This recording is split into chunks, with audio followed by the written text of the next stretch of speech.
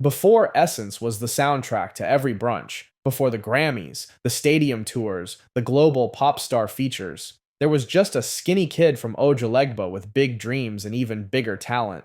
This is the rise of Wizkid. Fake Famous breaks it down. Hit that subscribe button, because today we're taking you on a trip from the streets of Surulere to the world stage. The start. Wizkid, born Ayodeji Ibrahim Balogun, didn't stumble into music. He ran into it like it owed him money. By the time most kids were still figuring out how to ride a bike, Wiz was in the church choir, singing his little heart out like he was auditioning for Heaven's headline act. At just 11 years old, he had already formed a group called Glorious Five. And no, they weren't touring arenas. They were just five church kids trying to turn Sunday harmonies into something bigger. But even then, people could see Wiz was different. Fast forward a few years, and he's in Lagos, grinding. Lagos is like New York, and Las Vegas had a baby. It's loud, it's fast, and it will eat you alive if you're not built for it. Wiz was built for it.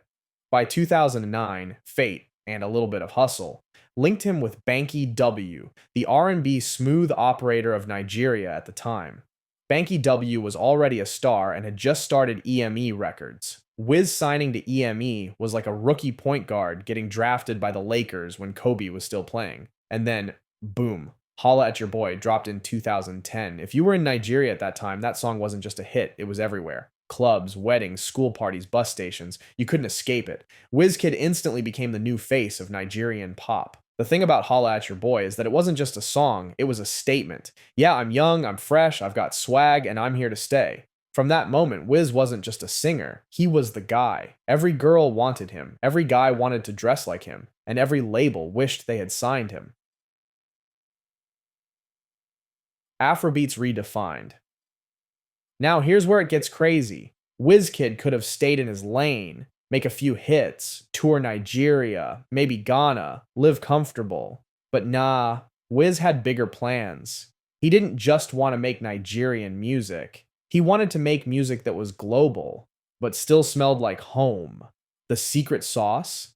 Mixing Afrobeat, shout out to Fela Kuti, dancehall and R&B into something fresh. His debut album, Superstar 2011, was exactly that, an instant classic. Tracks like Don't Dull, Tease Me, and Pakurumo were cultural reset buttons. If you were in a party and Don't Dull came on, you'd better make sure your drink was secure because the crowd was about to lose it.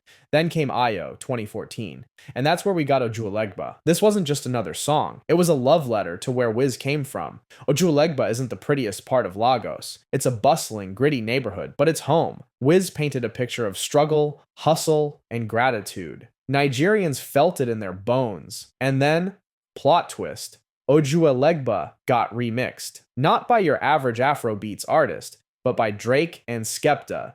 That's like your local food truck suddenly having Gordon Ramsay and Anthony Bourdain show up and start cooking in it.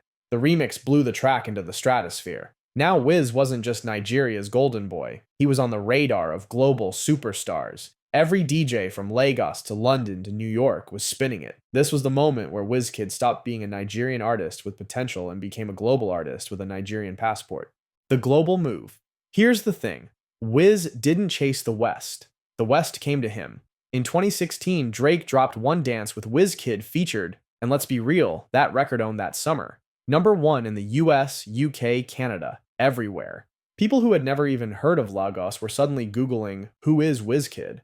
But Wiz wasn't just a feature artist, he was plotting his own crossover. That's where Sounds from the Other Side, 2017, came in. It wasn't a typical Afrobeats album, it was a fusion project. Caribbean influences, EDM textures, hip-hop features, Chris Brown, Major Lazer, Trey Songz. Wiz was making music that could play at a beach party in Ibiza or a club in Atlanta. Some purists didn't love it.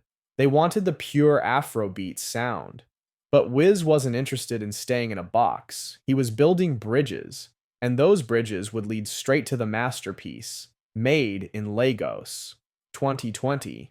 Now, Made in Lagos wasn't just an album, it was a cultural moment. Sleek production, cohesive vibes, and a maturity in Wiz's sound that made it timeless. It was less about hype and more about feeling. And then came Essence with Thames.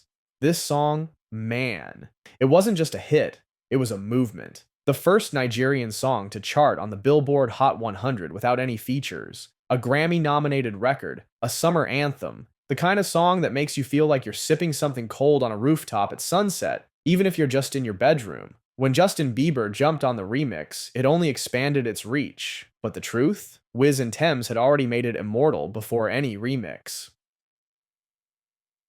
The legacy building. At this point, Wizkid isn't just an artist. He's an institution. He's running Starboy Entertainment, grooming the next wave of African talent. He's front row at Paris Fashion Week, on billboards for global brands, headlining arenas across continents. But what's wild is his approach, quiet, calculated, and consistent. Wiz isn't out here chasing clout on social media. He's not in messy industry beefs. He lets the music, the numbers, and the sold-out shows do the talking.